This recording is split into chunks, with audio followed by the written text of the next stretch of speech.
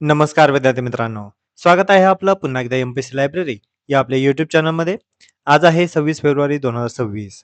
सुरू करूयात आजच्या चालू घडामोडी. आज आपण पाहणार आहोत नीती आयोगाच्या नवीन महिला सीईओ आता कोण झालेले आहेत या संदर्भात माहिती. केरळ राज्याचं अधिकृत नाव आता केरळम असे करण्यात आलेले आहे, या संदर्भात देखील आपण सविस्तरपणे माहिती पाहणार आहोत. तसेच रुबल नागी यांना ग्लोबल टीचर प्राइज हे मिळालेले आहे, या संदर्भात देखील आपण आज माहिती पाहणार आहोत. त्यामुळे या संपूर्ण महत्त्वपूर्ण चालू घडामोडी व्यवस्थितपणे समजून घेण्यासाठी व्हिडिओ शेवटपर्यंत अवश्य पहा. सुरू करूया कालच्या एका प्रश्नाने.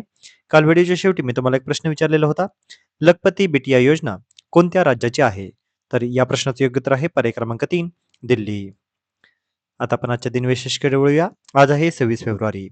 26 फेब्रुवारी 1966 स्वातंत्र्यवीर सावरकर यांचे दीर्घ प्रायोपवेशनानंतर निधन. त्यांची महत्वाची संघटनेचं नाव होतं मित्रमेळा, जी नाशिक या ठिकाणी 1899 मध्ये स्थापन झालेली होती. तसेच या मित्रमेळाचं रूपांतर काही वर्षांनंतर अभिनव भारत यामध्ये झालं. त्यांचं महत्वाचं साहित्य होतं कमला, माझे जन्मठेप, 6 सोनेरी पाने, भारताचे स्वातंत्र्य समर 1857 आणि काळे पाणी. 26 फेब्रुवारी 1998 परळी वैजनाथ येथील औष्णिक केंद्राने एका दिवसात 14.709 दशलक्ष युनिट विजेची निर्मिती करून वीज निर्मितीचा भारतातील व त्या काळचा नवा विक्रम हा नोंदवलेला होता. 26 फेब्रुवारी 1887 भारतीय डॉक्टर आनंदी गोपाळ जोशी यांच्या दिवशी निधन. 26 फेब्रुवारी 2010 समाजसुधारक व संघ प्रचारक चंडिकादास अमृतराव तथा नानाजी देशमुख यांच्या दिवशी निधन झालेले होते.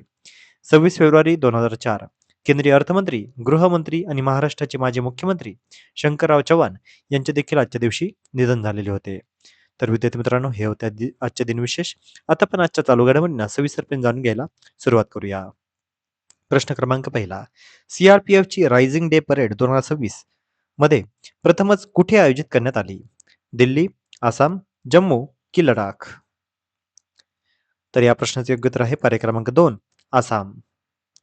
रायझिंग डे परेड सीआरपीएफच्या गौरवशाली इतिहासात पहिल्यांदाच आसाममध्ये आयोजित करण्यात आली होती आणि ही ईशान्य भारतासाठी एक ऐतिहासिक आणि अभूतपूर्व घटना ठरलेली आहे.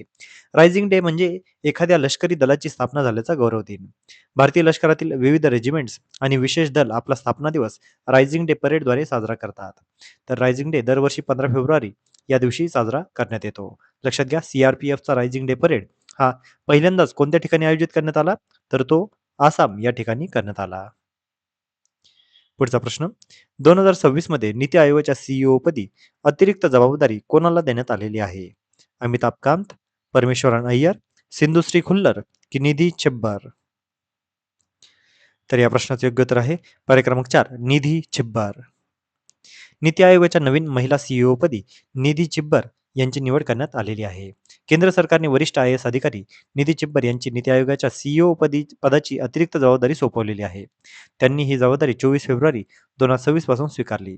माजी सीईओ BVR सुब्रमण्यम यांचा कार्यकाळ संपल्यानंतर ही नियुक्ती करण्यात आली. त्यांच्याविषयी थोडक्यात माहिती पाहू. 1994च्या बॅचच्या त्या आय एस अधिकारी आहेत. छत्तीसगड कॅडर हे त्यांचं पहिलं कॅडर होतं. सध्या त्या डेव्हलपमेंट मॉनिटरिंग आणि इव्हॅल्युएशन ऑफिस म्हणजेच DMEOच्या महासंचालक आहेत. यापूर्वी त्या सीबीएसईच्या अध्यक्ष म्हणून देखील त्यांनी काम केलेलं आहे. ही नियुक्ती नियमित सीईओ नेमले जाईपर्यंत तात्पुरती असणार आहे. नीती आयोगाच्या आतापर्यंतच्या सीईओ या संदर्भात माहिती पाहूया. सर्वप्रथम होत्या सिंधुश्री खुल्लर, 2015 ते 16 नीती आयोगाच्या त्या पहिल्या महिला सीईओ होत्या. त्यानंतर अमिताभ कांत 2016 ते 2022 सर्वाधिक काळ पदभार हा अमिताभ कांत यांना मिळालेला होता. 2022 ते 2023 या काळामध्ये परमेश्वरन अय्यर हे नीती आयोगाचे सीईओ होते. तर फेब्रुवारी 2023 ते फेब्रुवारी 2026 या कालावधीमध्ये BVR सुब्रमण्यम हे नीती आयोगाचे सीईओ होते आणि त्यानंतर आता हंगामी अतिरिक्त पदभार निधी छिब्बर यांना देण्यात आलेला आहे. महत्वाची गोष्ट अशी की नीती आयोगाचे पदसिद्ध अध्यक्ष हे PM ऑफ इंडिया असतात, तर सीईओ ची नियुक्ती ही पंतप्रधानांकडून केली जाते.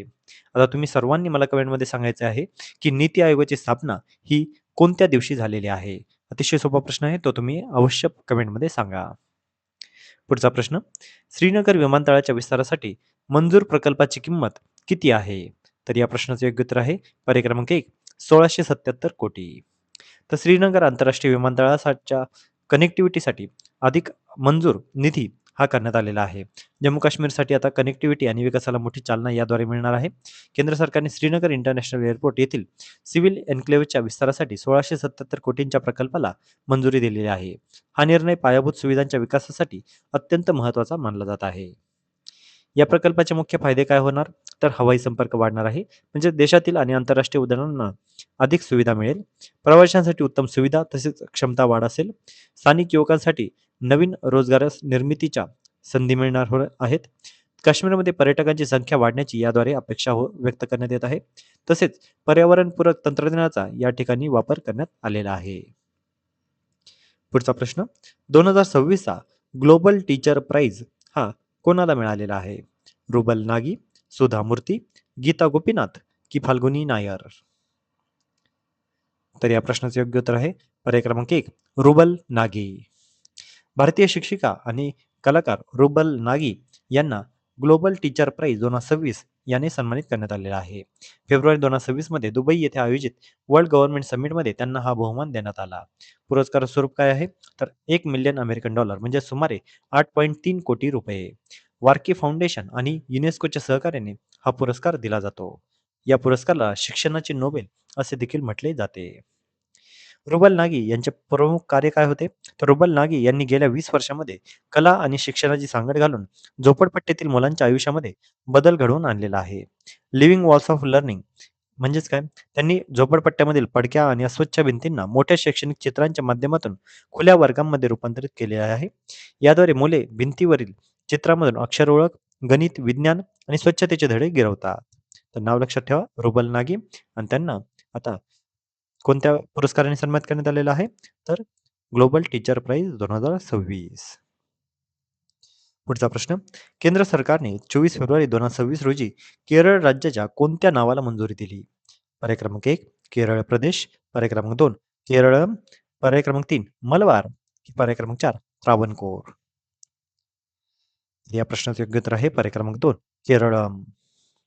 केरळ राज्याचं आता अधिकृत नाव असणार आहे केरळम. मल्याळम भाषेमध्ये राज्याला केरळम असंच म्हटलं जायचं, परंतु ब्रिटिशांना हे नाव उच्चारायला अवघड जायचं, म्हणून त्यांनी ते सोपं करून केरळ असे केलेले होते.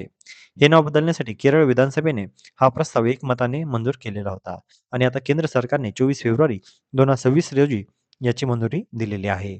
नाव लक्षात ठेवा, केरळ राज्याचं अधिकृत नाव आता केरळम असे झालेले आहे. तर विद्यार्थी मित्रांनो, या होत्या आजच्या चालू घडामोडी. आजच्या महत्त्वपूर्ण चालू घडामोडीवर आधारित मी आता एक प्रश्न विचारणार आहे, ज्याचं उत्तर तुम्ही सर्वांनी आता कमेंटमध्ये द्यायचं आहे. ग्लोबल टीचर प्राइज याचे आयोजक कोण आहेत? पर्याय क्रमांक 1 WHO, पर्याय क्रमांक 2 युनिसेफ, पर्याय क्रमांक 3 वार्की फाउंडेशन की पर्याय क्रमांक 4 वर्ल्ड बँक. तर तुम्ही सर्वांनी आता या प्रश्नाचं योग्य उत्तर कमेंटमध्ये द्यायचं आहे. जे कोणीही विद्यार्थी या प्रश्नाचं योग्य उत्तर कमेंटमध्ये देतील, त्याच्या कमेंटला नक्कीच लाईक देखील देण्यात येईल. तर विद्यार्थी मित्रांनो, या होत्या आजच्या चालू घडामोडी. तर अशाच अधिकाधिक इन्फॉर्मेटिव्ह कंटेंटसाठी आपली MPSC लायब्ररी या YouTube चॅनलला सबस्क्राईब करायला अजिबात विसरू नका. धन्यवाद.